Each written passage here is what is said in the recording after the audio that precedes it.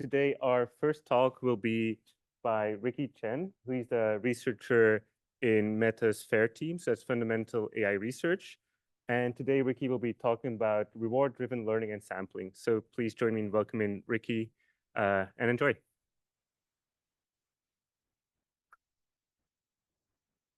Yeah, thank you. Can you hear the class or do you get Testing.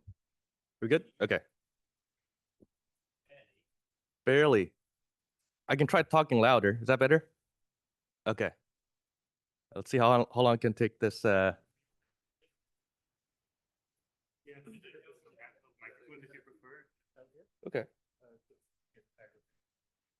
Okay. I'll try using this for now. I think it should be fine. All right. Good morning, everyone. Yeah, so I'll be talking about reward-driven learning and sampling. I know we talked a lot about general modeling yesterday, so this is going to be slightly different, but almost the same thing, but very different. So we're going to learn very similar models, but using very different objectives. Okay. So first off, just a really quick recap of what the general modeling problem is. Let's say we have this distribution on the left that is just pure noise, and a distribution on the right that is the thing that we want to sample from, right? And previously, I think yesterday, we talked a lot about different approaches to transport noise to a nice image through a continuous interpolation, right? Some sort of continuous transformation. It's not a temperature annealing path. It's more like a Gaussian convolution, right? You add noise to the data distribution itself. And once you have this, you can then learn a model that transports from the left distribution to the right distribution through some vector field, some score, some parameterization, but there's basically some vector field that just points directly towards at the data, right? So if you had data samples, you would know where to point to. Oh, one quick thing is during this, feel free to ask any questions you want during the talk, especially if there are any clarification questions, if things are not clear, definitely just ask them during the talk. And yeah, okay.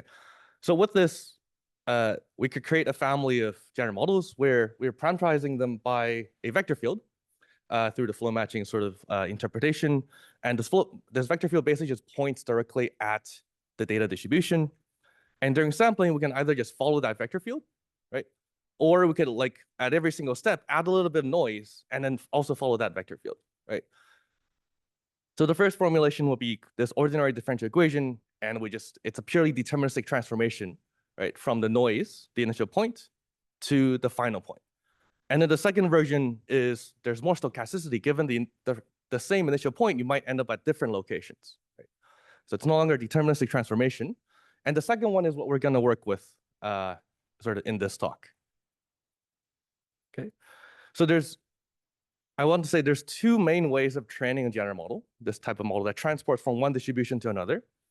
Yesterday, you guys learned about the data-driven way. That is, if you have a lot of data and you know exactly where to point to, or you know exactly where to transport towards, you would fit a model that points towards the data and just like transports from noise or any arbitrary distribution towards the data.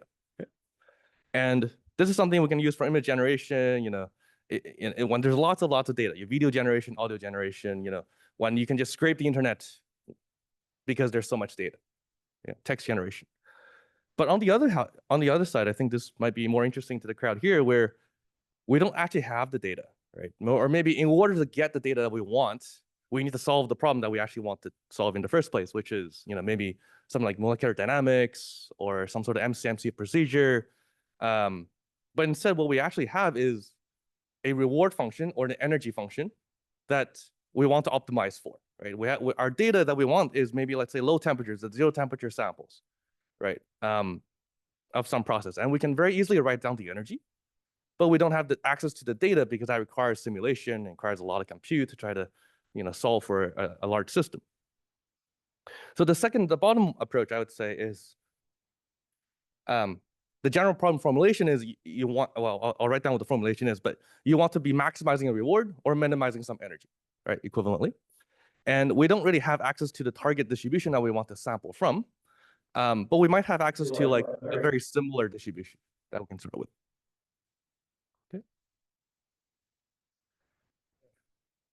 Okay. So this is the sort of schedule, the outline for today's lecture. First, we're going to talk about how to formulate this problem. of, I want to sample from, or I want to learn a general model that doesn't point towards data because I don't have data, but instead we have some energy function that we want to be minimizing. And secondly, how do we solve the problem? And third one, how do we scale the problem to be, to be fast, to be efficient, so that we don't need to solve MCMC or solve an optimization problem for every single little problem that we want to solve. Okay. So again, the slides will have sort of a bit more math, I think, and we're going to go through them slowly, but also at the same time, if you don't exactly understand the math formulations, that's also okay. I'm going to try to go through the intuitions and how to derive like the general high-level intuitions for why these methods work and how they work. Okay. In particular, I'm going to be talking about stochastic optimal control formulations for this type of problem, reward-driven general modeling. Okay. All right. So this is the most basic setup. Let's say we want to sample from some unnormalized distribution, and this distribution is defined either by an energy or equivalently a reward. This is just different terminologies from different fields. The reward is something we maximize, the energy is something we minimize. And so, we want to sample proportionally to the negative energy, or this Boltzmann distribution that people call it. And this has cases in, let's say, chemistry where most of the time you would look at the potential energy of a molecule, and the energy that's for molecules for conformations, configurations that appear in the real world are low energy, right? So we want to be finding molecules that are low energy, in some sort of way to define energy, potential energy. And we don't care about the ones with high energy because they never appear. They're not physically correct. They never appear in practice. So when we analyze a new molecule or new material, we want to look at the configurations that are low in energy, and that tells us all the quantities that we want to learn about. How does it behave in the real life? Right. And so the problem statement kind of looks like this. Given some energy, let's say we have some way to define it, generate this X according to this P star distribution, right? And you can think of this as an optimization problem, or like a soft optimization problem, right? If you think about the zero temperature setting, it is an optimization problem. In the non-zero temperature, it will be more like an actual sampling problem, and you want to sample proportional to, based on the volume of that little that cell. Okay. So there's two ways of, or I guess there's multiple ways of trying to solve this. You throw your favorite optimization algorithm at the problem. This could be in the form of just gradient descent or Markov chain Monte Carlo, which is a very simple way of like just trying to check for a random, do a random walk basically. And if you walk in the right direction, you say, okay, that's a good sample. I'm going to keep walking in that direction.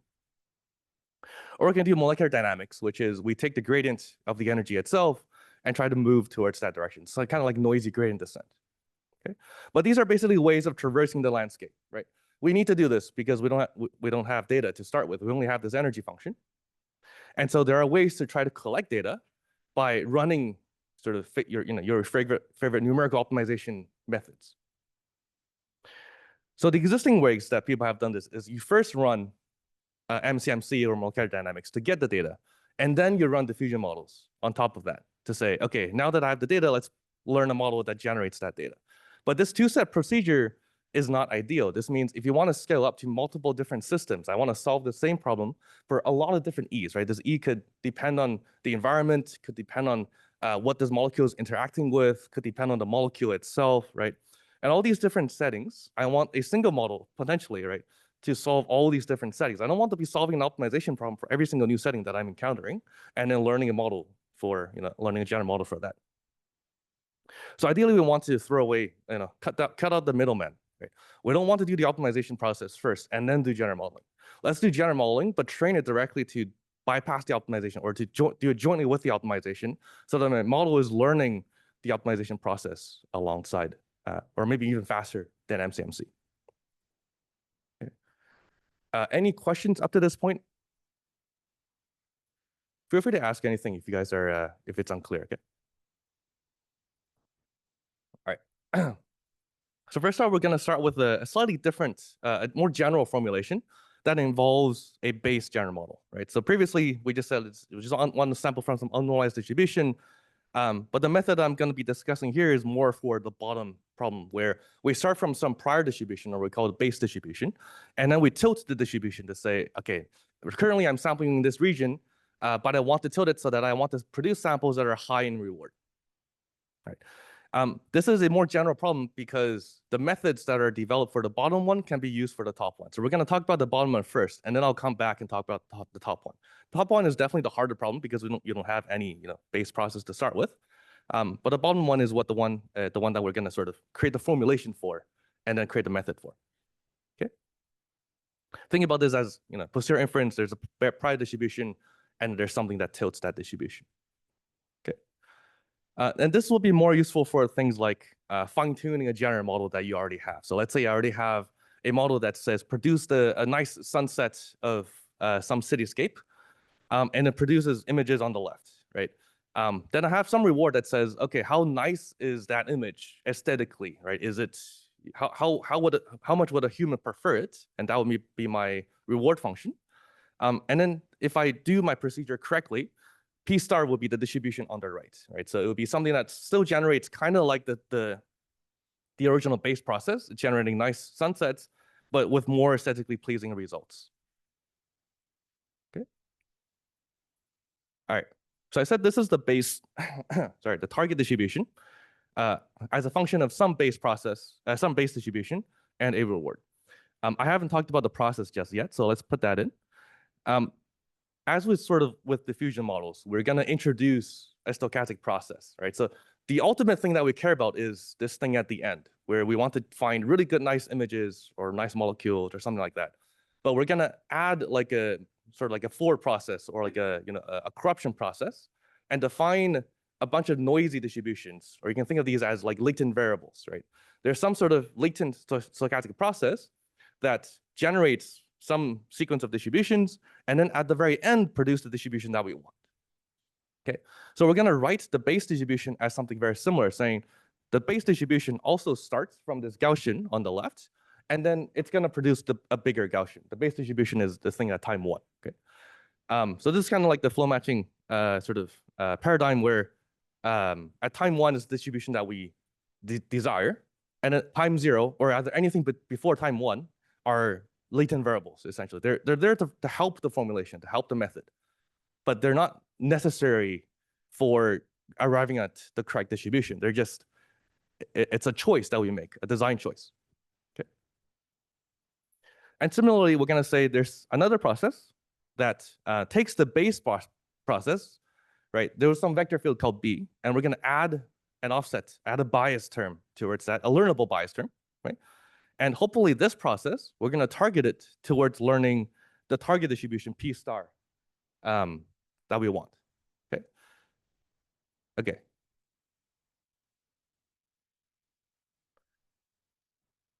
So this is where the extension to the stochastic process sort of happens.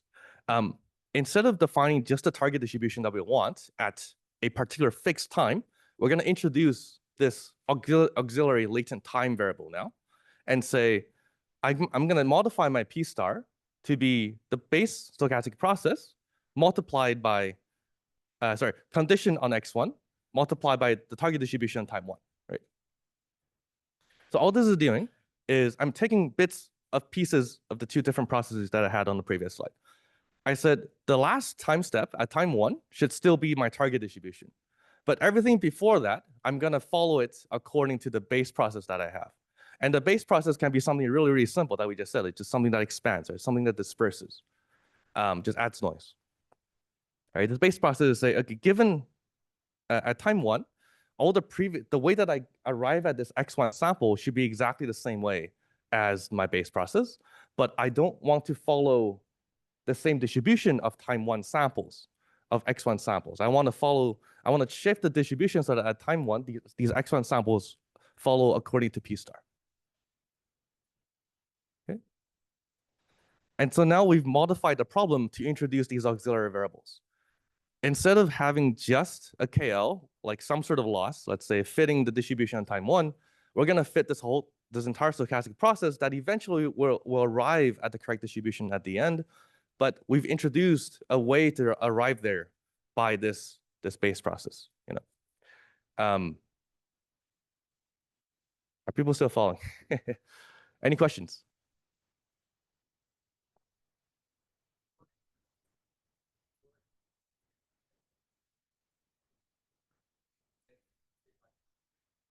Yeah. So why does the term these two terms, right? Yeah. So why does the sigma t stay the same between the base process and the control process? The answer is that it's going to make the method easier. Basically, the KL can only be defined when you have the same sigma t between two SDEs. Otherwise, the KL just diverges to infinity if one of them basically has a support that's bigger than the other one. But yeah, and also here the sigma t is also kind of artificial in a sense. You can have it or you don't have it, and you can set it to be whatever you want, and we'll see how to pick it in the end. But for now, yeah, the sigma t is sort of just part of the art of doing this, creating this method. Thank you. Yeah.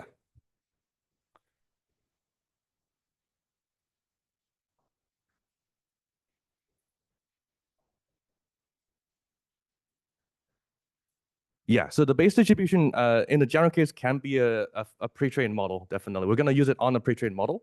But if you want to make it simpler to digest, you can also think about B as just exactly equal to 0. And the base process is just adding noise. So that's what's being shown here.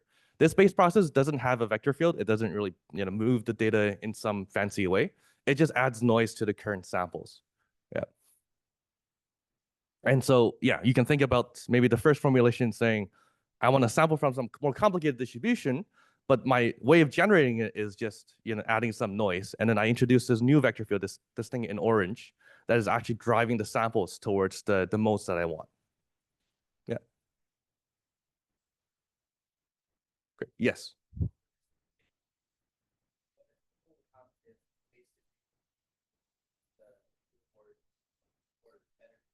Yeah. So I don't think so. Theoretically, it shouldn't contradict in the sense that there should always exist a solution that does this.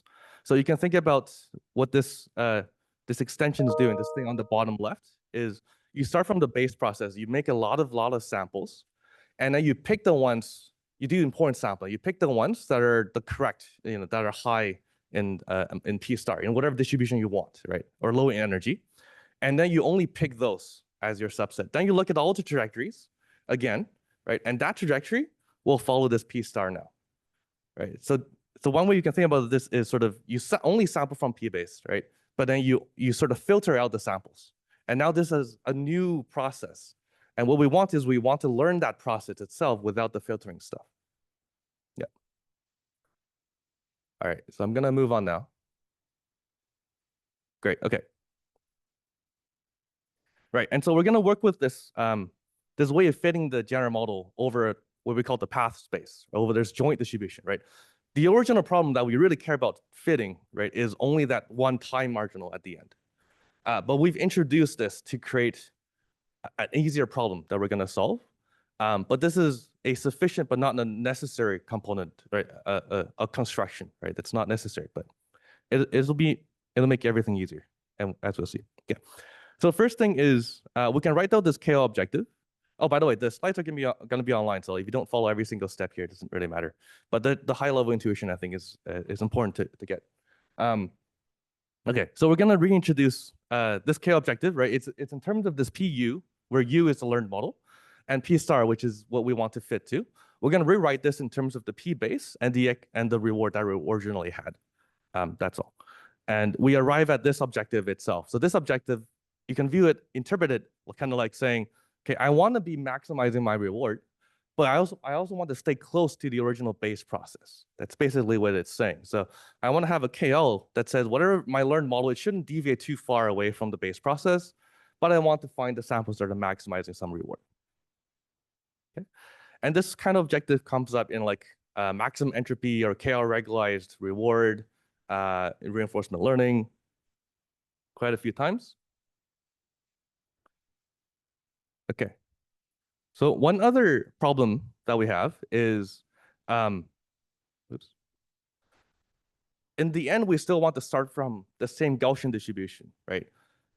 We've introduced a lot of these variables before the target distribution. And we said, okay, let's just optimize all of these to be, well, whatever, according to this KL, right? But that doesn't mean that we start exactly at the right distribution at time zero. We still want that time zero distribution to be as simple as possible, right? To stay the Gaussian. We don't want to be optimizing that variable. We only want to be optimizing everything in between time zero and time one. And so we can write down this KL and write it as a KL of time one and a KL of all the conditional, sort of the path between time zero and time one. And this thing, the second term is a bit intuitive. It's saying, if I started from the same point, right, what is the divergence between two stochastic differential equations?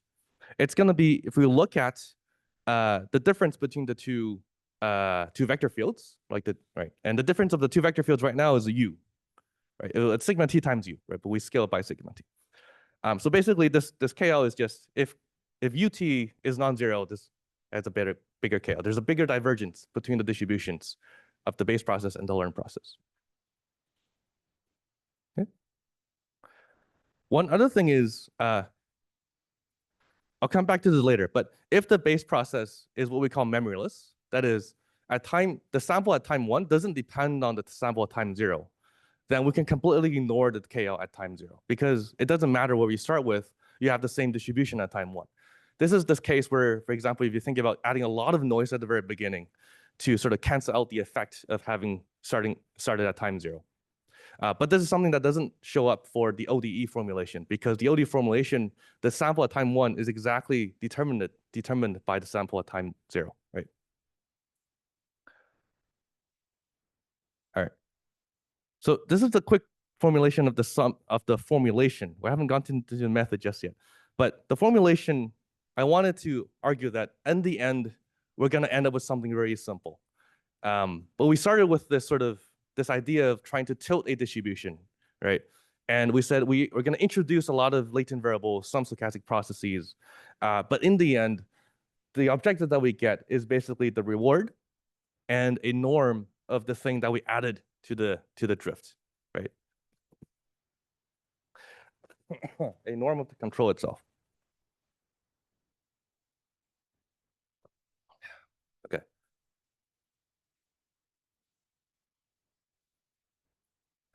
So then the question is like, how do we satisfy this base process being memoryless, right? So we said, basically, you only get this really simple objective if we could cancel out that KL at time zero. Otherwise, there's still an additional KL at time zero. We still need to learn some distribution, like what distribution we start with in order to arrive at the right distribution on time one, okay? And I said, if we think about the flow matching model, it's just purely deterministic. It's not, it doesn't satisfy this property. We can't write it as this as time, x0 and x1 being independent. Okay. So this is a formula that I think you guys saw yesterday. We're gonna take the flow matching model. Basically, typically is trained with this linear scheduler, where we take some interpolation between some x0 and an x1, right? And then during sampling, we just follow this vector field. The diagram at the bottom left, it's saying we start from a Gaussian at the very bottom, we flow according to some vector field, and we arrive at the green distribution that we call B base, okay? We're gonna first convert this to a memoryless stochastic process. We're gonna convert it to a stochastic differential equation with some sigma t, and that sigma t basically acts as a way to add so much noise that it completely forgets about the initial sample at time zero. Okay, that's it. So if you look at the samples here, there's a lot of noise being added at the very bottom, and that's because sigma t is this something divided by t, right? It's infinite basically at time zero, and it goes towards zero, sorry, at time one. Okay, and then we apply our fine-tuning procedure that we had before. So sorry, at least we don't have a procedure just yet, but we have the objective that we want to be optimizing, which is we sample from the model, and then we optimize for the reward at the end and this norm of the thing that we're learning, okay? And hopefully by the end, we'll learn the correct procedure, that is this tilted distribution between the reward and the base process. Yeah. Yeah, so it's a bit of a small nuance, but oh yeah. So why do we need to make it memoryless? It's because this thing in the middle is the true objective if we wanted to optimize every single latent variable, including the thing at time 0. So in the end, you just think about this as a latent variable formulation, or we call it stochastic process because we made it continuous time. But the distribution that we're targeting is the thing at time 1, and everything else between it, we can optimize to be whatever we want. So in the most general formulation, if we do that simple process, the thing at time 0 is going to be some arbitrary distribution. Again, think about the case of how do we define the target as like, we sample from the base process, right? And then we looked at all the samples that we sort of filter the samples, the ones that are correct, and we keep those, right? But that also means that not all the samples at time 0 are being kept necessarily, because they also, if x1 depends on x0, this is also getting filtered. The distribution time 0 is also being filtered. And so there's a different distribution we need to start with in order to arrive at time 1. The way to sort of hackily remove that is to take advantage of the fact that we can apply this for any sigma t, for any stochastic differential equation. And we're going to make sigma t so large that the base process, it doesn't matter what you start with, you're going to arrive at the same x1 distribution. And so now x0 is completely independent of the distribution at time 1. And so we can just ignore it. We can, whatever we filter here, that means nothing's actually happening to the distribution of samples at time 0. So, okay. Any other questions? Okay, cool.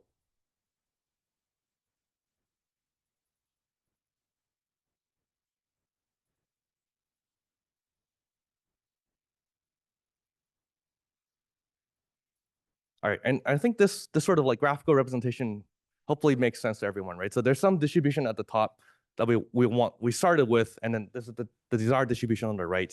We've introduced a lot of latent variables, some stochastic process, in order to sample from that distribution very easily.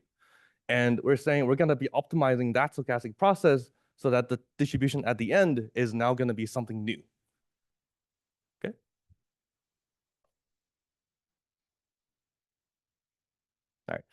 All right.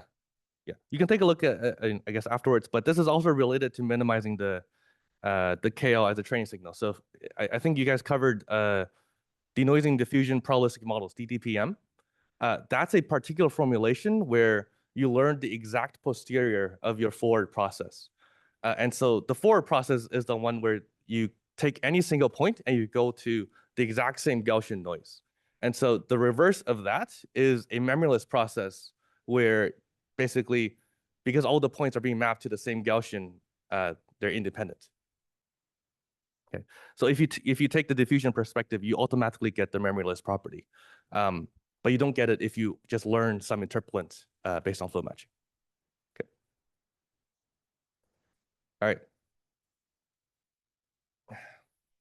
Now we get to the more interesting but also more difficult part. So, any questions about the first part of this slide? Does the problem formulation make sense? And maybe the motivation as well, why we want to solve this kind of problem. Okay. Yeah. Even typically, oh yeah. Like a Lagrangian. Sorry, which? Yeah. I don't think it's a coincidence, but I'm not too familiar with the physical interpretation. But yes, I think people would also call this a Lagrangian, or one special case of a Lagrangian. You can also have different regularizations on top of this as well. Yeah. I think this term really arises from the Gaussian assumption. We take a sequence of Gaussian noise, and then we take a limit, and basically you get this as the KL between the two hierarchical Gaussian models. But I think if you do non-Gaussian, for example, you would maybe get a different Lagrangian. Yeah. I'm only like 80% sure about that claim. So, yeah. Okay.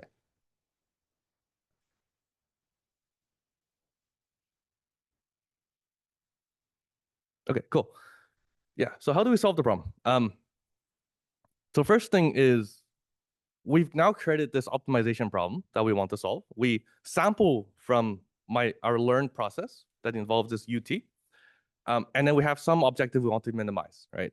So let's first ignore the Lagrangian, or this like control term, this norm, and just say we have some reward at the end. we want to produce samples that are high in reward, okay, or low in energy. And the most simple way is basically gradient descent. You sample your process. Every single step is differentiable, right? It's just adding some Gaussian noise if you discretize. And then there's some training signal at the end. Let's assume R is differentiable. And then we just backpropagate through everything or apply the chain rule, right? And differentiate through everything. This is the adjoint method that people, I guess, call it nowadays. But basically, let's first define the adjoint as the gradient of the objective with respect to the initial state at xt. So at is defined, is conditioned on the entire trajectory. Right? Now, given this trajectory, there's a gradient with respect to every single xt along the way, right? And that's what at is, basically. Okay. This is a really nasty discretization. It's not that nasty, actually, but you can try to understand it later. But basically, we can take our xti's, and then we add a little bit of, this is the Euler step, so we add a little bit of step size. The drift function shows up.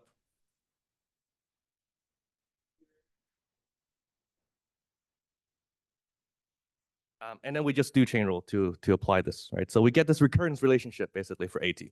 That at I is dependent on at I plus I plus 1, right? So you just apply this chain rule backwards in time. Okay. And if we take a continuous time limit, we end up with this formulation. So there's an ODE that at follows, that the adjoint state follows. And it's just the adjoint state multiplied by the gradient of the drift itself, the Jacobian of the drift. Okay. So you can think about this diagram on the right. So when we do a forward pass, right, when we sample from x0 to x1, it's stochastic. But in the backward pass, the adjoint is not stochastic because sigma t doesn't depend on xt. It's just some random dispersion that happens in every single direction. And so the adjoint state is still an ODE, conditioned on the path. And the adjoint state has this differential equation. You start from your final gradient, and then you sort of do a continuous backpropagation through time. We can also add back in this control term. It's a little, basically we just need to add this control term to the differential equation. Okay. The formulation will make more sense later on, but I just want to say that this is a very simple method algorithmically. Like we're really just differentiating, we're just unrolling, right, this SD simulation and then computing the gradient. But we're going to use that formulation to our advantage and create an even simpler algorithm than backpropagation itself. Okay. So if we look at the optimality criterion, this is something that we have from optimal control. It's just saying, if we start from x, the state x at time t, and we start unrolling our stochastic process, we end up with some expected reward, right? Some expected future cost. That's what J is. So J is the expected future cost if I were to start at this state x at time t. And basically the optimality criterion saying, well, the direction that you want to go in, the optimal model that you should be learning, is basically the gradient of that expected future cost. So you just want to go the steepest descent direction. Okay, so intuitively makes sense. And so maybe one version of this is, let's just view this as a fixed point, right? We just say we have a model, my model of UT.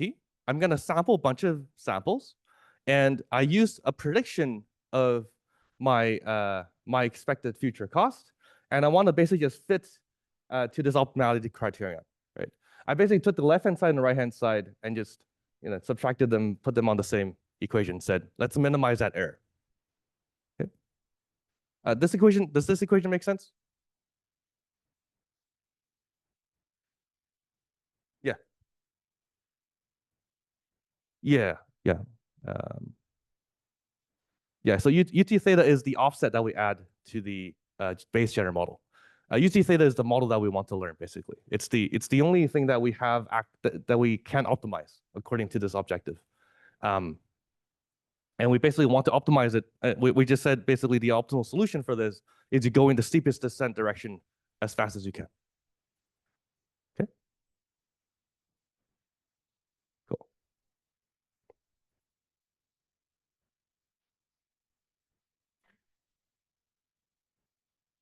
All right. Yeah. So the basic way of deriving one method is to use this optimality criterion. Say, sorry.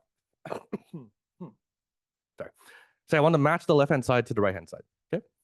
And now it turns out, sorry. One other thing is, how do we approximate this? We will approximate it by basically taking the row outs and then differentiating through those row outs, which is how you get the adjoint state, right? The adjoint state is the gradient. It's a stochastic gradient with respect to time t of one particular row out from time t. Okay. And so we can substitute this gradient of j. J we don't have because it's the expected future cost, but we can take one row out, take one gradient back, and say, okay, that's my stochastic estimator of the gradient of j. Okay. Now it turns out this method is exactly the same thing as backpropagation, as the adjoint method that I had on the previous slide. This is just something we can basically derive by looking at the final gradient that we get with respect to all the parameters that we have in UT. But basically, there's nothing new here. It's a nice perspective to say, okay, what is the gradient descent method actually doing? It's basically doing kind of like a fixed point iteration on the optimal control, but it arrives at the same algorithm right now. Okay. Any questions about this basic adjoint matching? Okay. Hopefully this, yeah.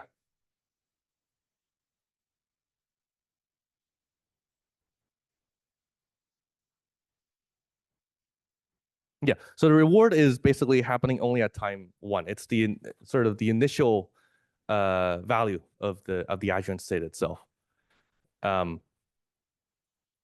but if you set everything to 0, if you set the ODE to 0, which is the case if BT is 0, and also just ignore the UT for now, basically the adjoint state is the negative gradient of the reward. And so this is kind of like regressing onto the negative gradient of the reward. Like it's regressing onto the steepest descent direction. Yeah, it's not the case for the general case, general formulation, but yeah. Cool. All right, so we had this as the adjoint states, this very complicated thing, okay? And we said at the optimal solution, UT star is equal to the steepest descent on the expected future cost, okay? By a little bit of manipulation, a few lines. But anyway, so we get something like this. Now, as you see, by taking this optimality criterion, making a few modifications to it, we arrive at two terms that are exactly the same as what shows up in the adjoint state differential equation. Okay. If you want to go through this is basically, we applied the stochastic estimator gradients, we moved the right-hand side to the left-hand side, and then we multiplied everything by the Jacobian of UT star. But anyway, so we can get this equation. And what this is saying is, at the optimal solution, this thing is equal to 0. This is the optimality criterion. This is whatever we learn will always satisfy this, no matter how we learn it, right? And it's saying that the adjoint state, even though it's really, really complicated, at the optimal solution, all these terms cancel out, except for one term. Okay. And so what we propose, or what we can do, is actually just, even if we're not at the optimal solution, let's just completely ignore those two terms, because they're still going to get set to 0 when you're close to the optimal solution, right? They're very, very close to 0. So let's just ignore those two terms in the adjoint ODE and define the lean adjoint state. Okay. Now, the lean adjoint state is also very similar. It's saying, let's start from the gradient of the reward at time 1. That's the initial value. But when we propagate backwards, it's only going to contain the leftover term that we retain, which is this AT multiplied by the Jacobian of the base drift.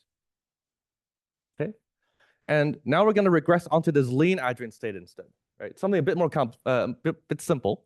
And I would argue it's much simpler, because now the lean adjoint state doesn't even depend on UT, doesn't even depend on the thing that we're learning. It only depends on the base process. Okay. The nice thing about this algorithm is you still have the same fixed point. We can no longer view this as gradient descent, by the way. This is not equivalent to doing gradient descent. It is only a fixed point iteration method, but the fixed point remains the same. We haven't changed it. because anywhere else except for the fixed point, those terms that we removed are still non-zero. And so this doesn't converge. This only converges still at the fixed point. And so it's a nice property to have.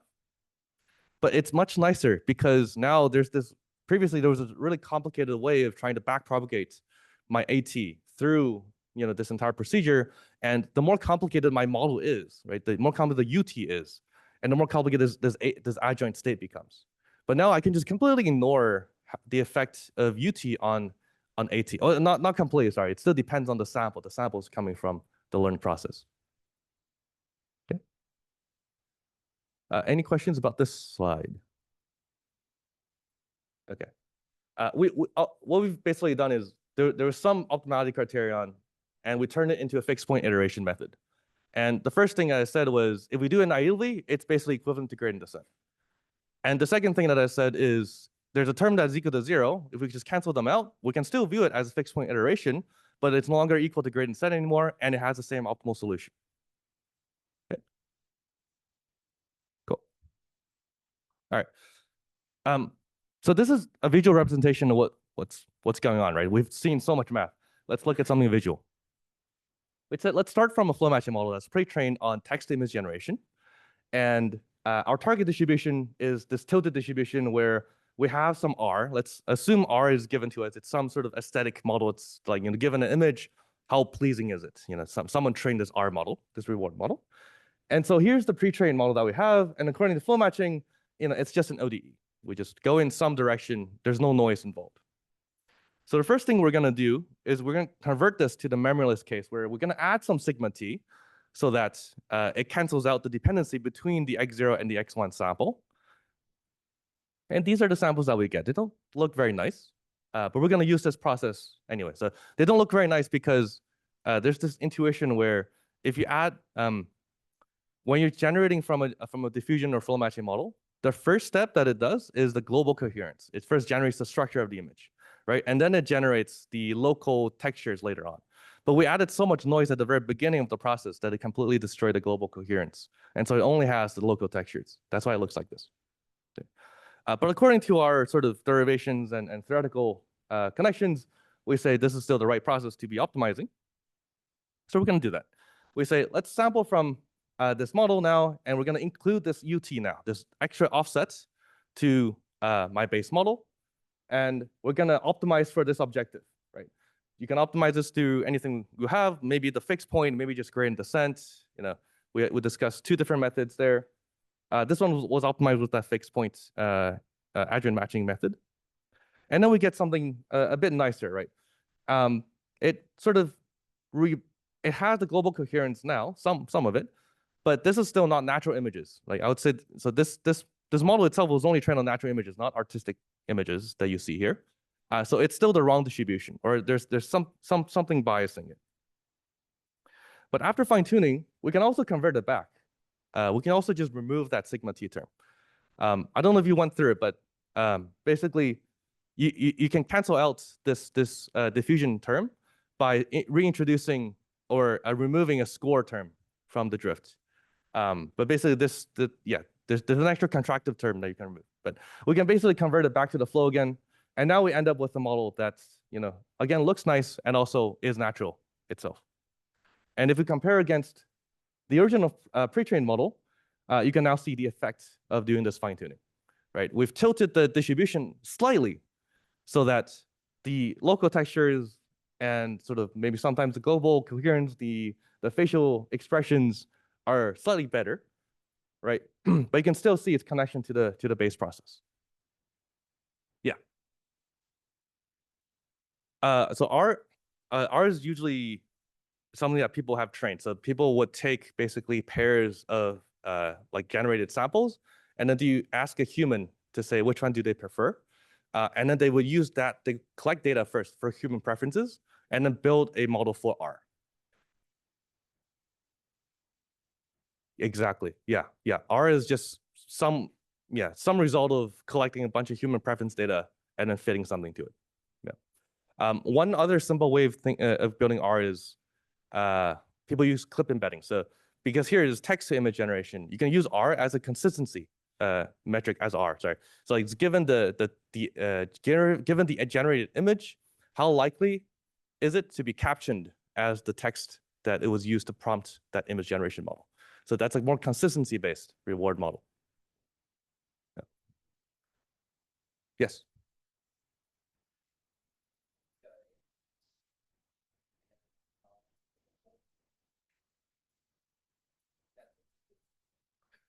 Yeah. What's the connection? So we know the optimal solution for the UT theta would follow something. But I think that's about it. So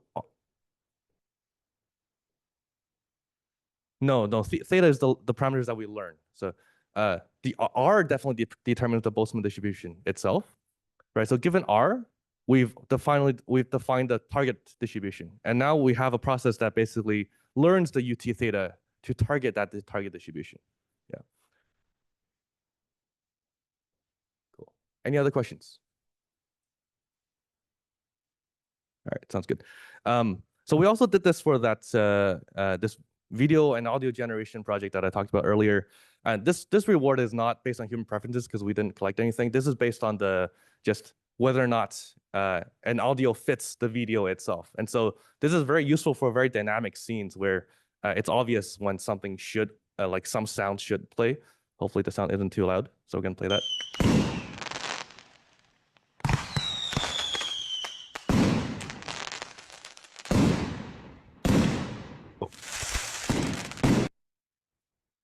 Great. Congrats everyone for making it here. Anyway, yeah, so we also did a human evaluation at scale. Basically, if we do this fine tuning, then a lot of humans prefer the fine tuned model. So this is something that we sort of launched sometime last year. That's it. Yeah, any questions about this part of the presentation? Just a quick summary, right? So we defined a problem formulation where we wanted to tilt a base process, and then we introduced some latent variables. We turned that into some target objective function that involves Lagrangian and a reward. And we can either optimize that with just gradient descent, or we can optimize it by viewing it as a fixed point iteration method. And the fixed point iteration basically contains the gradient descent as a special case. But there's also better algorithms for fixed point iteration. Okay. Yeah. It would still need to be good enough. I think all the global coherent stuff would still definitely be in the base model. There is, it's not the same thing as like sampling, let's say 100 times from the base model and then choosing one good sample. I would say it's not the same as that.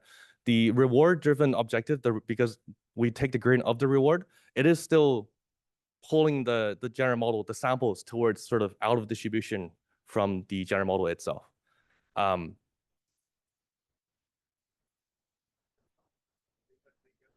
Yeah, exactly. Yeah. So the base model still needs to be quite capable, but what tends to happen is the base model is very, very diverse. And after this fine tuning, the learned model is less diverse, but it only generates, good images. Yeah, but I would say this is still different from, so there's sort of two different ways people have done fine tuning. One is you take the base model and then you try to find a very curated training set that has very nice images, but it's very, very small. And then just like, you try to fit a few iterations to that, don't overfit, right? The issue with that one is you first need to find that curated data set. And you typically don't really have it. So the second approach that we have is then we learn basically a model, this reward model, and hope the reward model somehow generalizes a little bit, right?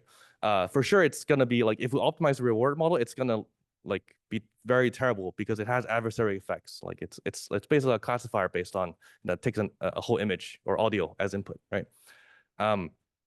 So these two approaches, there's different trade-offs. Do you just fit towards a hand-tuned curated data set, or do you use a reward model but maybe add a very, very strong regularization on top of it, which is our base model KL currently, right? So we want to stay very close to the base model in order to not generate something that's completely unnatural, but also maximize some reward at the same time. Yeah. Does the reward model always have to return a scalar? I think in this formulation, yes, just because of the way that we define the target, like it only shows up in the density, which is a scalar. But if you have multiple reward models, for example, people have created linear combinations of like you can set R to be like linear combinations or like the sum of your reward. But yeah.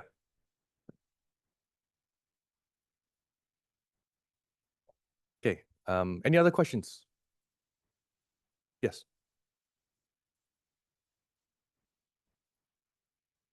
Hmm.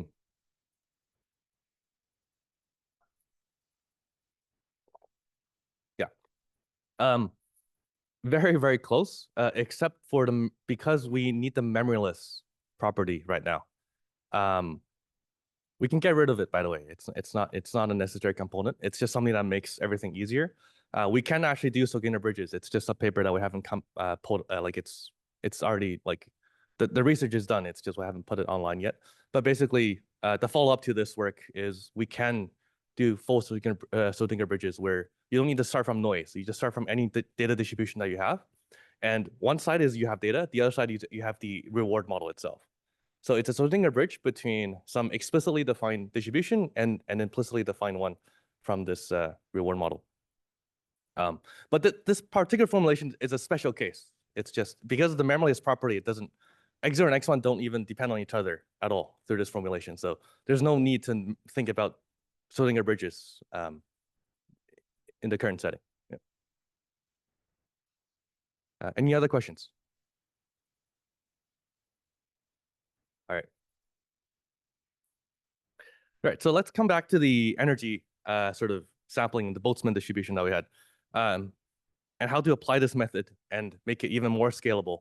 So, sorry about that. The current method that we talk about are neither are scalable really. So one basically is gradient descent by unrolling and then differentiating. The other one is fixed point, but you still need to simulate the entire thing. So neither are really scalable, but we're going to create something that can scale by sort of making a special case. So we call this this other problem formulation of sampling from the Boltzmann distribution. And we sort of motivate it as saying, this is useful for chemistry because we want to sample low energy or even zero energy conformations. Okay. And one other thing that is going to show up now is the energy function, the energy model itself can be very, very expensive. Because here I'm not talking about classical force fields. I'm talking about things like maybe DFT, all right, or the neural network approximations of DFT, let's say, right? So you don't want to be evaluating the energy too many times, right? That's the setting that we're going to be talking about. Because if you could evaluate the energy multiple times, you just search through the entire space very easily. Okay, so we have a method that can target this. That included a base process. The easy way to get rid of it is you just set the reward to cancel out the p-base. That's it. So we still have some base process that we start with, but we're going to set the reward to be the energy, but minus the log p-base. This minus log p-base, if you plug it into the exponential, just removes that p-base completely. And so the target becomes the thing up top. And so we can plug that back into our stochastic control formulation where we said, let's sample from some process that we learned with the learnable ut theta. And now our terminal reward that we have is this energy, but also with this cancellation term that removes the p-base. Okay. One intuition you can sort of think about this reward is we're trying to minimize the energy, but at the same time, we want to sort of make the samples diverse. We want to steer away. We penalize basically the second term is the negative entropy. Okay. And we can plug this back in again. Let's look at this formulation, right? So previously we had R, and now R is being set for us. R is this energy function, and also this cancellation term of log p-base. Okay. And how do we make this even simpler? Well, previously we had a really complicated pre-trained general model that we needed to be staying close to, right? And now this is a pure sampling problem. So p-base is arbitrarily set. We can do whatever we want with the p-base model. It's going to get canceled out anyway. So we can just set BT here to 0, which is, I think, something we discussed before. But if you set the top to just remove the BT, the drift itself, and just think about it as pure dispersion, right? And now the lean adjoint states, its ODE is also 0 because it only depends on the base, the BT, right? It doesn't even depend on UT, right? And finally, because the ODE is just equal to 1, equal to 0, the thing that we regress onto at all the time points is just this, the lean adjoint state evaluated at time 1, right? The gradient of the energy and the gradient of the base process. Okay. Writing this out a little bit, we arrive at this equation. Okay. So again, it's regressing onto the negative gradient of the energy. So we're doing steepest descent, while also at the same time trying to make my samples as diverse as possible. Just think about the p-base as like a Gaussian. It's going to be something that steers away from 0. Okay. This sort of equation also showed up before in some previous works, but I would say that the main difference between those previous works is you can use this equation and assume you have samples from the target, and then you can use this equation. Or you sample from your learned model. You sample, this expectations over a PU. You sample from the learned model and then use this equation, right? The first version is just directly fitting to the target, right? If we had samples from the target. And the second version is this fixed point iteration again, right? We sample from the learned model, we have some regression problem, and we just ended up with this equation.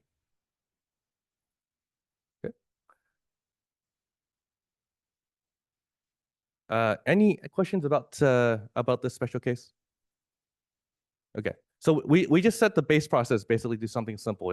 It's just adds noise, and then we set R to cancel out the base process itself. So the base process is just there to define like the first iteration of samples that we explore. Okay. Now recall that the optimal stochastic process is we sort of introduced a lot of latent variables, and we said, okay, I'm going to set my targets to be this conditional distribution. I want those latent variables to follow the base process. But the base process now doesn't even matter because it's not a pre-trained model, it's just something we set, something we prescribe. So it will be nice to also just not need to think about those latent variables at all and say, let's just project it. If we had this easy projection operation to say, project my model to be whatever p-base says. Okay? And I just want the time 1 distribution to be the same under the same model. Okay? So this projection is basically kind of like swimming a bridge. It's just like straightening out the trajectories before time 1. Okay. The problem with this is it's really expensive to update UT theta to have this property, so we don't want to be doing this projection explicitly. Okay. But it turns out we can easily do this projection very implicitly as well. So instead of sampling, previously is we would take our learned model and we sample the entire trajectory. Instead of doing that, we're going to take the learned model, sample time 1 sample, and then resample what happens in between, right? We're just going to get a bunch of X1 samples from our learned model. And then we resample the trajectories between that with the base process, the base model. It's something we have in closed form because everything is just a Gaussian. Okay, you think about it as a Brownian bridge, basically. That's what it is. And we're going to leave this fixed and say we're going to decouple the distribution on time 1 and the model that we're learning. The model that we're learning is this VT, and the distribution on time 1 is still fixed to be this previous iteration of the model. Okay.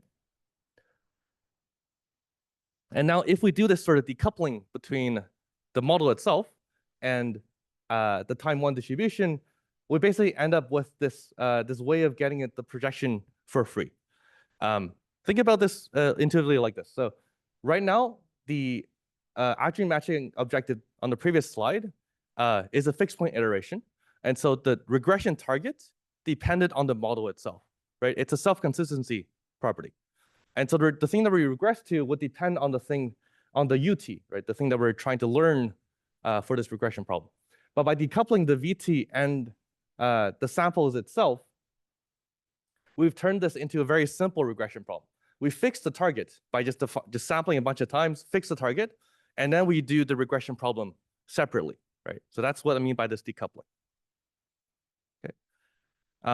But anyway, so this is basically equivalent if you do this this sort of way of resampling, sort of like sampling the X1 samples, it does the projection implicitly and then does a step of the adjoint matching algorithm.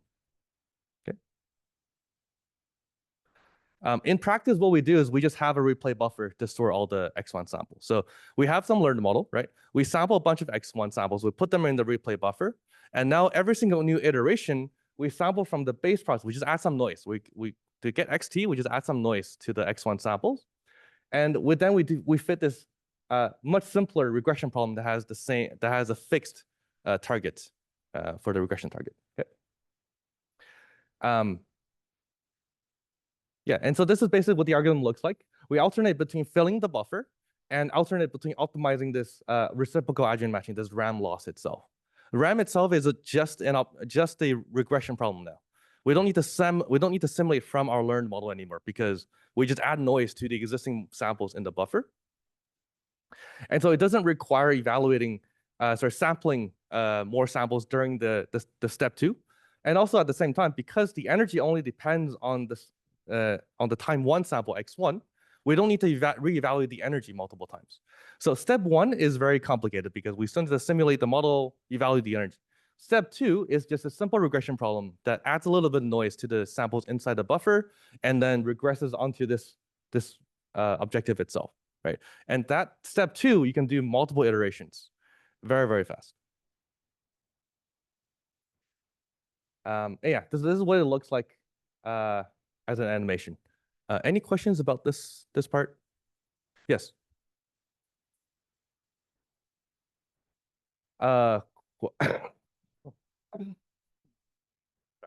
Quite significantly. I'll show a plot later on, but maybe I'll just show it now, actually. So the bottom part, the blue bar is the cost of simulating a batch of samples.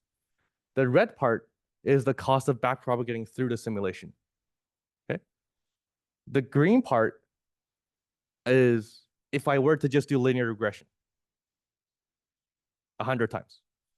And the orange part is the energy. The energy is still, it's not, it still exists, but it's much smaller than the simulation cost. So the top one is the adjoint sampling. That's the algorithm I was just talking about, where you sort of you use a replay buffer to store the samples and then add noise and then sort of regress. The second, the fourth one, the one at the very bottom, that's the thing we discussed previously, where you just differentiate through the simulation. Yeah. So the differentiating through the simulation is very, very expensive, and after this amount of time, you still only get one gradient update for your parameters, whereas doing the adjoint sampling would be much, much faster. And the energy evaluation doesn't scale with the number of updates either, because you don't need to reevaluate the energy. Okay. So this is very, very fast. This is something we're looking to scale up pretty soon. But I'll talk about the experiments in a bit. Any other questions about this algorithm? Just ignore the math for now, right? So we have some model that we want to sample from some target distribution. We sample from the model, we evaluate their energies, and then we just fit to the steepest descent direction of that energy, right? The forces, the gradient of the energy. And there's a simple repulsion term that we also include in the regression, right? And we just iterate, right? We fit the model, resample from it, fit the model, resample from it, fit the model. And this reduces the number of times we basically decoupled simulating the model and the number of gradient updates completely. We can do a lot of gradient updates just on the same buffer and then resample and then do the same thing. So okay, cool. Yeah. So also part of this project is we also looked into how do we apply this at scale? What is a large scale sampling problem? I think people actually don't create these problems, or I mean, there's no real benchmark for these just yet. So we wanted to create one. We want to create a benchmark that both is about efficiency, so least as few number of energy evaluations as possible, as few number of simulations as possible, while also about generalization in the sense that I may have looked at a bunch of systems of a few different molecules, 20,000 of them during training. but I'm going to evaluate them on unseen molecules. So hopefully my model has learned all the local wells, all the the full Boltzmann distribution of the training set, but also be able to generalize in an amortized way to unseen molecules and their low energy conformations. Okay, so the energy evaluation itself is also modeled by a deep neural network. It's something that was trained to replicate, I think XTB energy or something like that. But basically, yeah, you don't use any sort of a complicated. It's not a classical force field that you can just code up in Python. It's something that it still takes some insignificant amount of time to evaluate, but not so significant like a DFT evaluation itself. Yeah, so this benchmark, we basically trained on 24,000 molecules and we test generated on unseen ones. And basically each molecule has a bunch of local minima, these wells, right?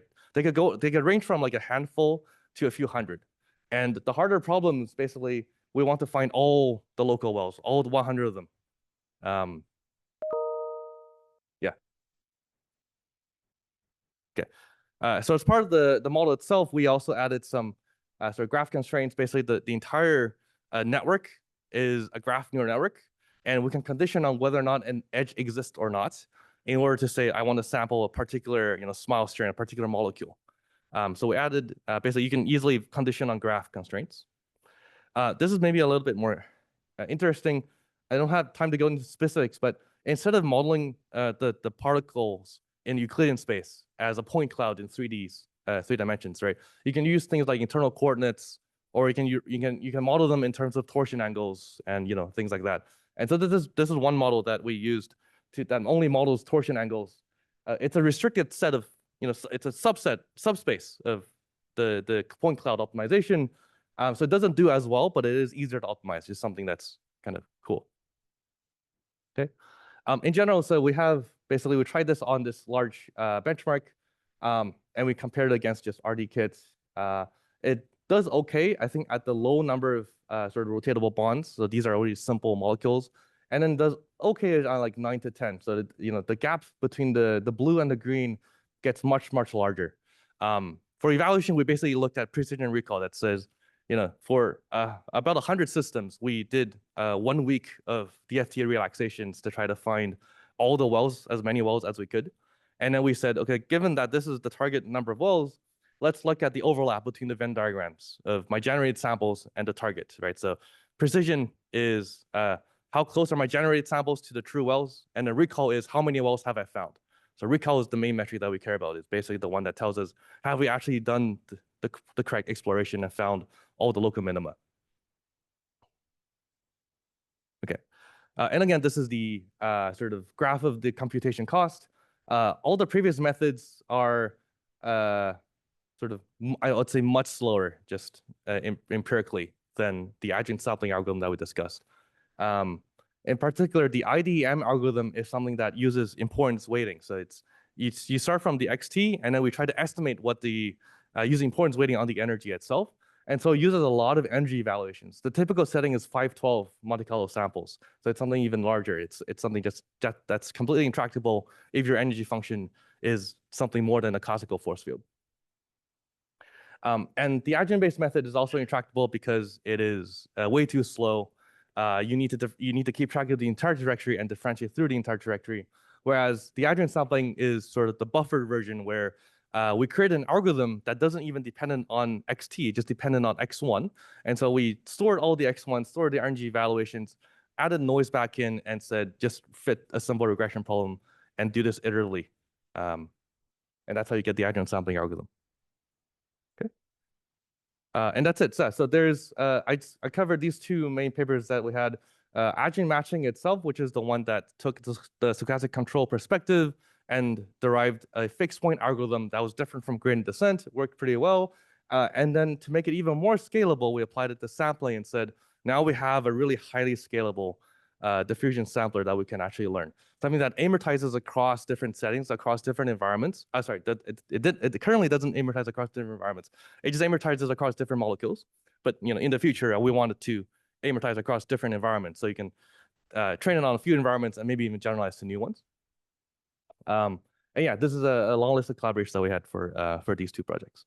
Thank you. Any questions? Yes.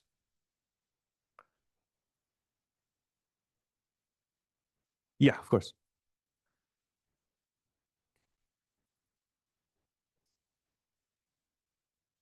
Yeah. So this runtime is scaled as a percentage of the SDE simulation.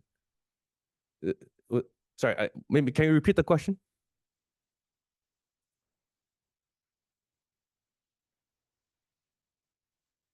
Oh, I see. Yeah, the x-axis is not great. This is like, these bars are basically the amount of compute you would spend on a certain number of generated samples from the blue bar. And so the actual algorithm is you copy these bars and then you duplicate them. You do this over and over again. The x-axis is it should be like it should be multiplied by 100 basically. So it's not written in terms of seconds. It's written in terms of the percentage of time compared to sampling those samples, the SD simulation itself. Yeah. Any other questions? Yeah.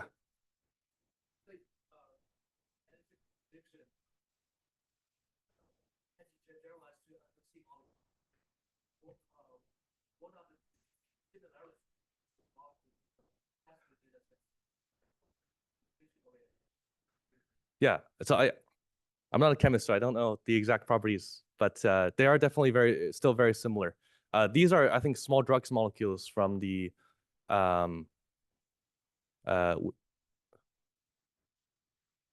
what's the yeah, sorry, I forgot the data set name, but we did two things. We took the same data set. We took like 100 molecules from that data set and did evaluations there as a head-out set. And then we took a different data set called the Geom drugs data set, and we said, also take some molecules from there. And those were a bit more different than the molecules that we trained on, and the performance was slightly worse. But yeah, so in terms of generalization, it's not generalizing to like completely new configurations. It's still like within the same set of like, it's a drug-like molecule. Oh yeah, the training set was a spice. Just yeah. Any other questions? Yes.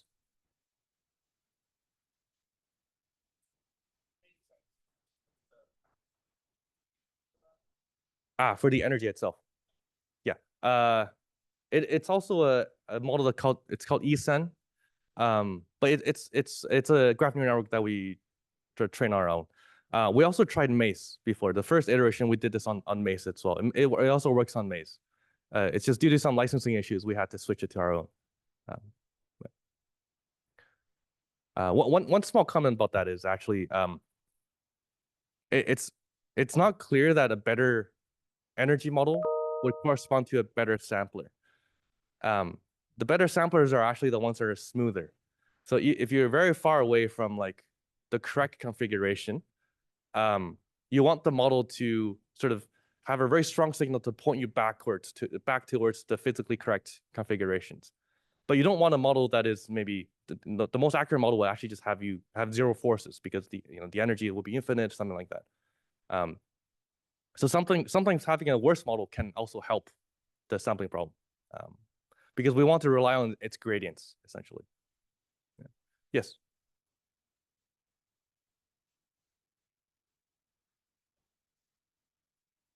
Yeah, it's because the Cartesian one strictly has more degrees of freedom. The Cartesian one, the torsion one, we sort of restricted some of the bond lengths, and we said, we only look at rotations. It was a nice thing because you tend to get samples that are very, very close to being physically correct. Whereas with the Cartesian model, the initial samples that we see are just completely just wrong, right? It's complete point clouds. They don't even connect together. But the Cartesian one includes all the degrees of freedom you could possibly have, includes all the bond length, bond angles, and torsions. But the torsion model restricted, it's a smaller space and a smaller set of search space for that model.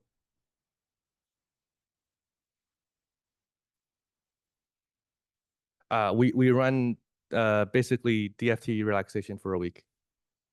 Yeah. On only 100 molecules. I think it's quite accurate. I have to talk to the chemists on the team. But yeah, I think that's mainly the sort of where we see the diffusion samplers and these amortized models being useful. It's not being able to sample from one particular system faster than, let's say, molecular dynamics, but it's being able to amortize and make use of all the data that you have or all the things, all the systems that you see during training, and sort of generalize a little bit beyond that into new systems. Yeah. Yes.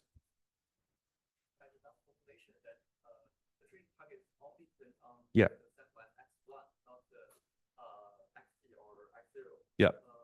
And actually, the Flumax model is like it takes FT, but the target is only about X1, not different of T. So do you have other target that keeps the kind of stay similar the same, or like and how do how do the estimation of only one is whether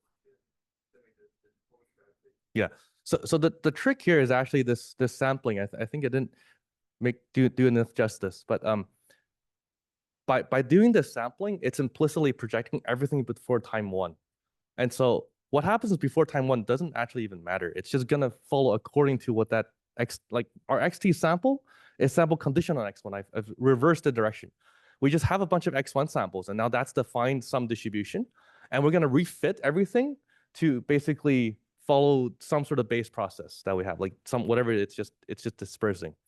So by doing this, what I say here is like it's doing this projection of everything before time one implicitly. But explicitly, this means we can just ignore everything before time one, essentially.